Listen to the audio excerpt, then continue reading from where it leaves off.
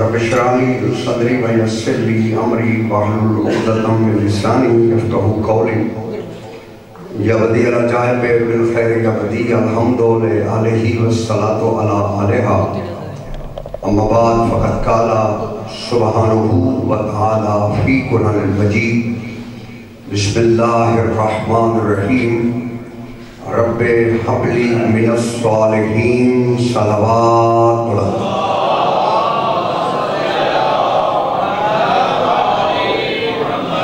مخصوصی سیدہ طاہرہ ہے. میں نے آپ کے سامنے جس آیہ مبارکہ کی تلاوت کی ہے یہ حضرت ابراہیم علیہ السلام کی دعا ہے. حضرت ابراہیم علیہ السلام نے اپنے پروردگار سے اس وقت بیٹا مانگا جس وقت نہ حضرت اسحاق تھے نہ حضرت اسماعیل تھے. اور اگر آپ متوجہ ہوں تو میں کہنا یہ چاہتا ہوں، قرآن مجید سے آپ کے سامنے رکھنا چاہتا ہوں کہ انبیاء نے بیٹوں کی دعا مانگی ہے.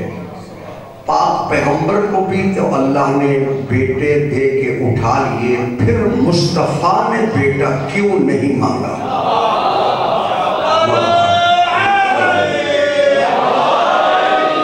مولا آپ کو سلام کر کے. حضرت ابراہیم علیہ السلام بہت بڑے پیغمبر کا نام ہے. حضرت ابراہیم خلیل اللہ ہے، حضرت ابراہیم نبی ہے، حضرت ابراہیم رسول ہے. حضرت ابراہیم علیہ السلام 5 اولِ العزم پیغمبروں میں شامل ہے. حضرت ابراہیم علیہ السلام کسی معمولی نبی کا نام نہیں ہے.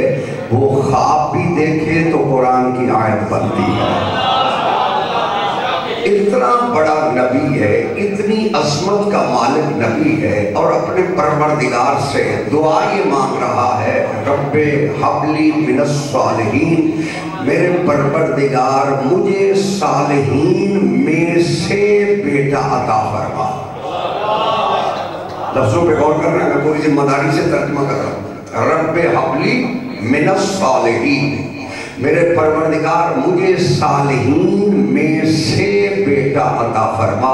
یہ جو اتنے عہدے رکھنے والا اتنا باعظمت نبی تھا، یہ جو کہہ رہا ہے کہ مجھے صالحین میں سے بیٹے عطا فرما، تو معلوم ہوا صالحین کوئی اس سے بھی بڑے تھے.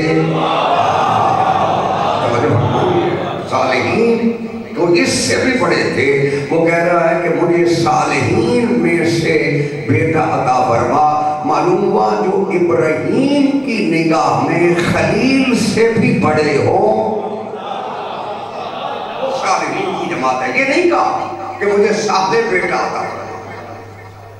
آپ ترجمہ دکھائیں، محسن نقوی صاحب کا ترجمہ آپ کے موبائلوں میں ہوگا، پڑھ لیں کہ مجھے صالحین میں سے، صالح میں سے نہیں، صالحین میں سے.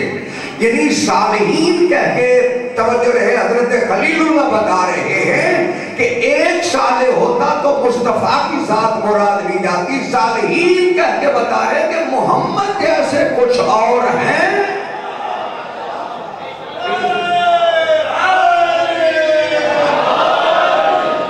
رب حبلی، مولا کو سلام، رب حبلی من الصالحین، میرے پروردگار مجھے صالحین میں سے بیٹا عطا فرما. اب پروردگار نے، یعنی عمر بھی 120 سال کی ہے، زوجہ کی عمر 95 سال ہے. اس وقت بیٹا مانگا جا رہا ہے. نبی مانگ کے بتا رہا ہے کہ نبی جب مانگتے ہیں چاہے عمر کچھ بھی ہو، اللہ دعا کو رد نہیں کرتا. اللہ دعا کو رد نہیں کرتا. نبی جب مانگتا ہے تو نبی کی دعائیں رد بولوں سے میرے ساتھ نہیں ہوتی. تو جب نبیوں کی دعا رد نہیں ہوتی، یہ تو سارے نبیوں سے بڑا نبی ہے. اس سے بھی دعا مانگنی چاہیے تھی کہ پروردگار نے جب بیٹے دے کے لے لیے ہیں تو یہ بھی پروردگار سے دعا مانگتا کہ میرے پروردگار مجھے بھی بیٹا عطا فرما، مجھے میرا وارث عطا فرما. لیکن پیغمبر اکرم نے نہیں مانگا، حالانکہ پیغمبر سے دعا بھی اللہ خود منگواتا رہا. بولو سے میرے ساتھ، جب دعا منگوائی ہے تو پروردگار نے کہا نا قل رب ادخلنی مدخل صدق، تو کہہ دے. معلوم ہوا اس نے نہیں کہا، کہلوایا گیا. دفعہ کی ہے کہ کہا نہیں. قرآن کہہ رہا ہے قل رب ادخلنی مدخل صدق واخرجنی مخرج صدق. میرے پروردگار مجھے سچائی. اللہ کہہ رہا ہے تو مجھ سے کہے. بولو سے قل هو اللہ احد. تو کہہ دے اللہ احد ہے.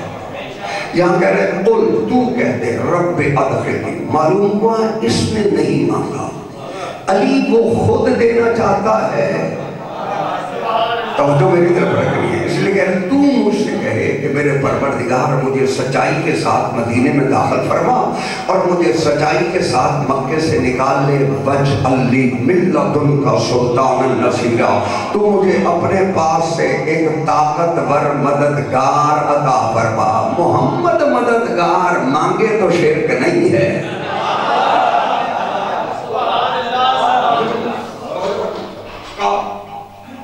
مانگ رہا. حضرت ابراہیم علیہ السلام دعا مانگ رہا رب ہب لی من الصالحین. میرے پروردگار مجھے صالحین میں سے بیٹا عطا فرما. میں اور آسان کر دیتا ہوں. حضرت ابراہیم علیہ السلام دعا کیا مانگتے ہیں رب ہب لی حکما والحقنی بالصالحین. میرے پروردگار مجھے قوت فیصلہ عطا کر اور مجھے صالحین کے ساتھ ملا دے. صالحین کی خواہش نہیں کہ ہمیں ابراہیم جیسا بنا. ابراہیم کی خواہش ہے کہ ہمیں صالحین میں سے ملا دے. توجہ کرے. معلوم ہوا صالحین کی کوئی جماعت بڑی ہے جس میں حضرت ابراہیم علیہ السلام دعا مانگ رہے ہیں کہ میرے پروردگار مجھے صالحین میں سے بیٹا عطا فرما. اب سمجھ میں آئی صالحین میں سے نہ ہوتا تو جد مصطفیٰ نہ کہلاتا. جد مصطفیٰ کہلانے اس بات کی دلیل ہے کہ جیسا نبی نے مانگا تھا ویسا پروردگار نے عطا فرمایا. میں اور آسان کر دیتا ہوں. ایک اور پیغمبر ہیں حضرت زکریا علیہ السلام. حضرت زکریا علیہ السلام کفالت کر رہے ہیں حضرت مریم کی. مردوں نے بھی کفالت کی ہے. کچھ مستورات ایسی ہیں جنہوں نے معصوموں کی کفالت کی ہے. توجہ فرمائیں. یعنی حضرت موسیٰ علیہ السلام کی کفالت کس نے کی؟ حضرت آسیہ. اور آسیہ کے بارے میں اللہ قرآن میں کہتے ہیں ضرب اللہ مثلا للذین آمنوا امرأۃ فرعون. اللہ کہتے ہیں ہم نے مومنوں کے لیے فرعون کی بیوی کو مثال بنا دیا. یہ قرآن ہے, وہ حدیث نہیں کوئی ضعیف کہہ کے بتاتا ہے. اللہ کہتے ہیں ہم نے مومنوں کے لیے فرعون کی بیوی کو مثال بنا دیا. ہے مشرک کے گھر. اللہ کہتا ہے مومنہ ہے. بولو صحیح. معلوم ہوا کوئی معصوم نبی کو بچانے کے لیے ایمان کو چھپا بھی لے تو وہ کافر نہیں ہوتا.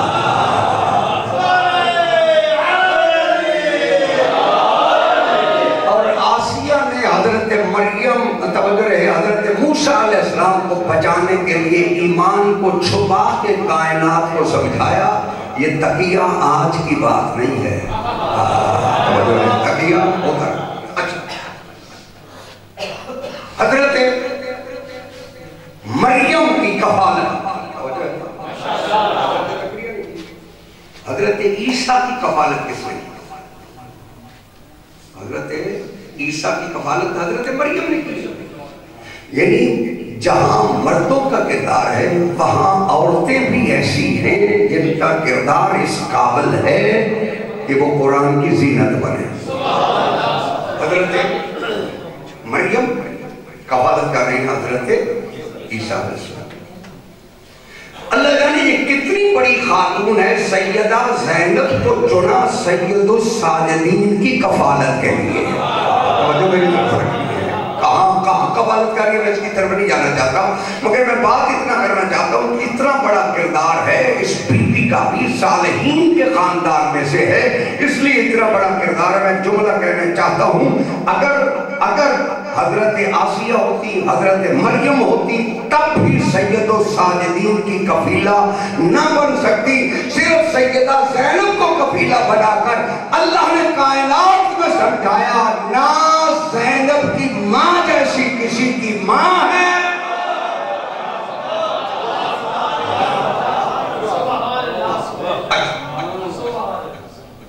حضرت زکریا علیہ السلام میراب میں حضرت مریم کی کفالت میں معمول ہے۔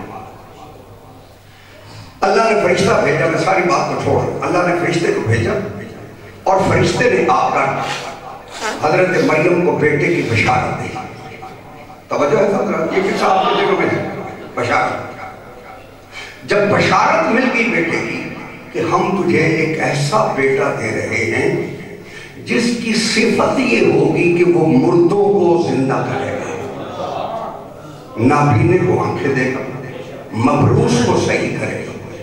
اب جب اس بیٹے کی بشارت ہوئی، اب قرآن کہتے ہیں ہنالکا دعا زکریا، وہی محراب میں کھڑے کھڑے حضرت زکریا نے بھی دعا مانگی، رب حبلی من لدنک ذریۃ طیبۃ، میرے پروردگار مجھے بھی تو پاکیزہ بیٹا عطا فرما۔ حضرت زکریا علیہ السلام نے بیٹا مانگا۔ بات آپ سے یہ کرنا چاہتا ہوں، جب زکریا علیہ السلام بھی بیٹا مانگ رہے ہیں، جب ابراہیم علیہ السلام بھی بیٹا مانگ رہے ہیں، محمد مصطفیٰ کو اللہ نے بیٹے دیے مگر اٹھا نہیں۔ اب یہ ایک الگ بحث ہے، اس کی طرف میں آپ کو الجھانا ہی نہیں چاہتا، ایک جملہ کہنا چاہتا ہوں۔ بیٹے کو حصہ ملتا ہے دگنا، بیٹی کو ملتا ہے ایک، یعنی اگر بیٹے کو 2 حصے ملیں گے، بیٹی کو ایک ملے، یعنی نصف ہے بیٹی کے لیے، ایک پورا ہے بیٹے کے لیے۔ علماء نے یہ بحث کی ہے کہ اگر خالق کائنات محمد مصطفیٰ کے بیٹوں کو زندہ رکھتا تو بیٹوں کو ملتے 2 حصے، فاطمہ کو ملتا 1 حصہ۔ اللہ یہ گوارا نہیں کرتا کہ لفظ نقص فاطمہ پہ آ جائے۔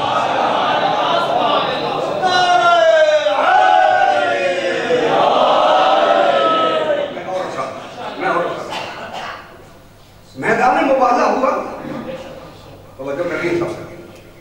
قرآن کیا کہتا ہے؟ فَقُلْ تَعَالُوا نَدْعُ أَبْنَاءَنَا وَأَبْنَاءَكُمْ وَنِسَاءَنَا وَنِسَاءَكُمْ وَأَنفُسَنَا وَأَنفُسَكُمْ ثُمَّ نَبْتَهِلْ فَنَجْعَلْ لَعْنَتَ اللَّهِ عَلَى الْكَاذِبِينَ۔ میرا محمد ان سے کہو تم اپنے بیٹے لے آؤ، ہم اپنے بیٹے لے آتے ہیں۔ توجہ فرماؤ سب، یہ نا ترجمہ کرو سے موالہ نہیں پڑھنا چاہتا۔ تم اپنے بیٹے لے آؤ، ہم اپنے بیٹے، تم اپنی عورتوں کو لاؤ، ہم اپنی عورتیں لاؤ۔ اب یہاں مولوی ترجمہ نساء کا عورت کرتا ہے، لیکن اللہ نے 5 مقام پر ابنا اور نساء کو اکٹھا کیا ہے۔ ابنا سے بیٹے لی مراد لیے ہیں، نساء سے بیٹی مراد۔ سورہ اعراف میں دیکھیں، سورہ ابراہیم میں دیکھیں، سورہ احزاب میں دیکھیں، سورہ آل عمران میں دیکھیں، سورہ بقرہ میں دیکھیں۔ توجہ ہے، 5 ہی مقام پر اللہ نے ابنا اور نساء کو اکٹھا کیا ہے۔ ہر مقام پر توجہ رہے، اللہ کہتے ہیں اِذْ نَجَّيْنَاكُمْ مِنْ آلِ فِرْعَوْنَ يَصُومُونَكُمْ سُوءَ الْعَذَابِ يُذَبِّحُونَ أَبْنَاءَكُمْ وَيَسْتَحْيُونَ نِسَاءَكُمْ۔ اللہ کہتے ہیں اس وقت کو یاد کرو جب ہم نے تجھے آل فرعون سے نجات دی۔ یصومونکم سوء العذاب، انہوں نے تمہیں ایک برے عذاب میں مبتلا کر رکھا تھا۔ یذبحون ابناکم، وہ برا عذاب کیا تھا؟ وہ تمہارے بیٹوں کو ذبح کرتے تھے، تمہاری بیٹیوں کو زندہ رکھتے تھے۔ یہاں نساء سے مراد بیٹی ہے۔ ایک مقام پہ کہا یقتلون ابناءکم ویستحیون نساءکم، وہ تمہارے بیٹوں کو ذبح کرتے تھے، قتل کرتے تھے، اور تمہاری بیٹیوں کو زندہ رکھتے تھے۔ بولو سے میرے ساتھ، جب ہر جگہ پہ ابنا کے ساتھ جب نساء آئے تو مراد بیٹی ہے، تو مبالغہ میں بھی جب ابنا آیا ہے تو ساتھ بیٹی ہی آئے ہے۔ تم ان سے کہو تم اپنی بیٹیاں ہیں، ہم اپنی بیٹیاں ہیں، تم اپنے نفسوں کو بلاؤ، ہم اپنے نفوس کو بلاتے ہیں۔ ثم نبتہل، پھر ہم مبالغہ کرتے ہیں، فنجعل لعنت اللہ علی الکاذبین، جو جھوٹا ہو اس پر اللہ کی لعنت کرے۔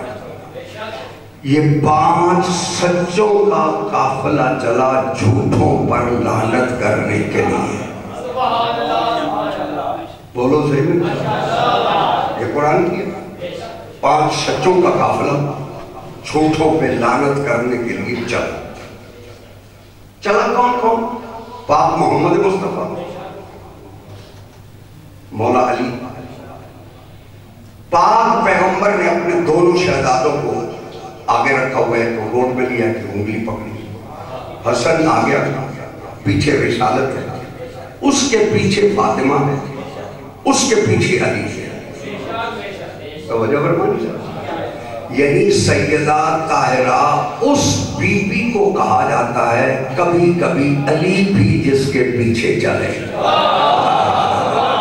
یاد رہو میرے ساتھ، میں اور آسان کر دیتا ہوں۔ میرے چھٹے معصوم سے پوچھا گیا لما سمیت فاطمہ تو فاطمہ، فاطمہ کا نام فاطمہ کیوں رکھا گیا؟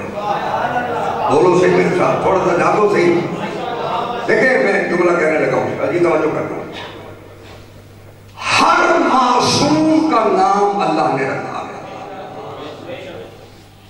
پاک پیغمبر کا نام احمد کس نے رکھا؟ اللہ نے۔ مبشرن برسول یاتی من بعدی اسمہ احمد، کہ میں بشارت دے گیا تھک گیا تو میں جلدی کروں۔ تھوڑا تھوڑا بولو سے